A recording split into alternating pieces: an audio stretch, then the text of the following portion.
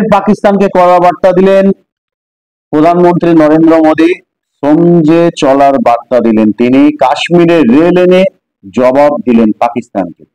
পহেলগামে পর্যটকদের উপরে সন্ত্রাসবাদী হামলার মাস দেড় পরে প্রথম কাশ্মীরে যান প্রধানমন্ত্রী নরেন্দ্র মোদী জম্মু কাশ্মীরের রেল প্রকল্পের শেষাংশের উদ্বোধনে। সেই অনুষ্ঠানে দাঁড়িয়ে পাকিস্তানকে ফের সমঝে চলার হুঁশিয়ারি দিয়ে তার ঘোষণা, কাশ্মীরের উন্নয়নে কোনো বাধাই তিনি গ্রাহ্য করবেন না। কাশ্মীরে যে গত কয়েক বছর পর্যটন বাড়ছিল তাকে ধ্বংস করাই ছিল পাকিস্তানের লক্ষ্য, তাই তাদের মদতপুষ্ট সন্ত্রাসবাদীরা পর্যটক তো বটেই, স্থানীয় ঘোড়াওয়ালাকে নিশানা করতেও কসুর করেনি। এরপরেই মোদী জানিয়ে দেন, জম্মু কাশ্মীরের উন্নয়নে কেউ বাধা হয়ে দাঁড়াতে চাইলে তাকে আগে মোদীর মুখোমুখি হতে হবে। এমন দিনে ওই বার্তা দিলেন মোদী যেদিন প্রকল্পটি শেষ হওয়ার ফলে ভারতের মূল ভূখণ্ডের সঙ্গে রেল লাইনের মাধ্যমে সংযুক্ত হলো কাশ্মীর থেকে কন্যাকুমারী। কাশ্মীরের এই রেল প্রকল্পের শিলান্যাস হয় ইন্দিরা গান্ধীর আমলে, তারপরে আরো কয়েকজন প্রধানমন্ত্রীর আমলে মিলিয়ে শেষ পর্যন্ত মোদীর আমলে পূর্ণতা পেল। ফলে আরো কাছে চলে এলো কাশ্মীর। গত কয়েক বছর ধরে আশাতীত পর্যটকদের উপস্থিতি সন্ত্রাসবাদ কমার ফলে উন্নয়নের রাস্তায় ফিরছিল জম্মু কাশ্মীর। সেই উন্নয়নের দৌড় রুখে দিতে পাকিস্তান ও পাক মদতপুষ্ট জঙ্গিরা পহেলগামে নিরীহ পর্যটকদের উপর হামলা চালিয়েছিল বলে মন্তব্য করেন প্রধানমন্ত্রী। কাটরার সভা থেকে তিনি বলেন, পর্যটন এখানকার মানুষকে রোজগারের সুযোগ করে দিতে শুরু করেছিল।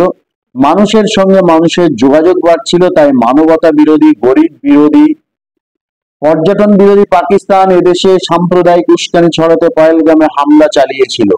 মোদীর কথায়, পহেলগামে সেদিন পাকিস্তান ইনসানিয়ত ও কাশ্মীরি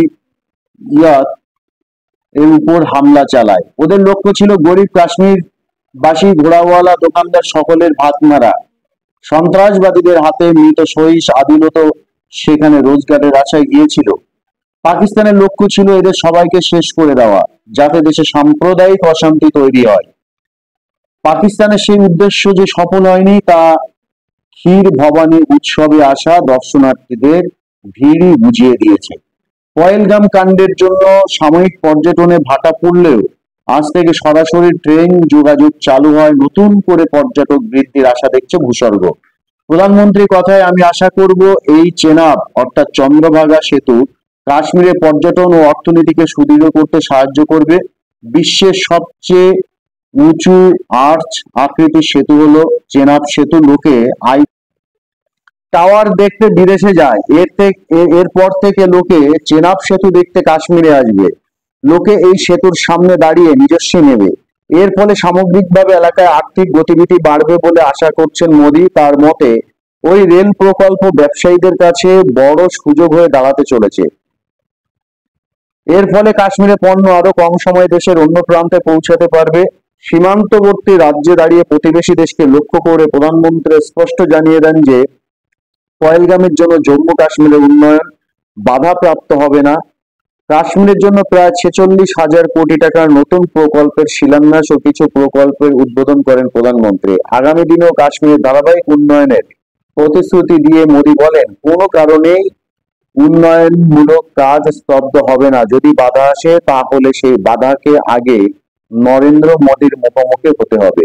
পহেলগাম জঙ্গি হামলা ও পরবর্তী সময়ে অপারেশন সিঁদুরের আবহে আজ ভারতের অবশিষ্ট অংশের সঙ্গে রেলের মাধ্যমে যোগাযোগ স্থাপিত হলো কাশ্মীরের বাকি অংশের, যা বিশেষ তাৎপর্যপূর্ণ বলেই মনে করছেন রাজনীতিকেরা।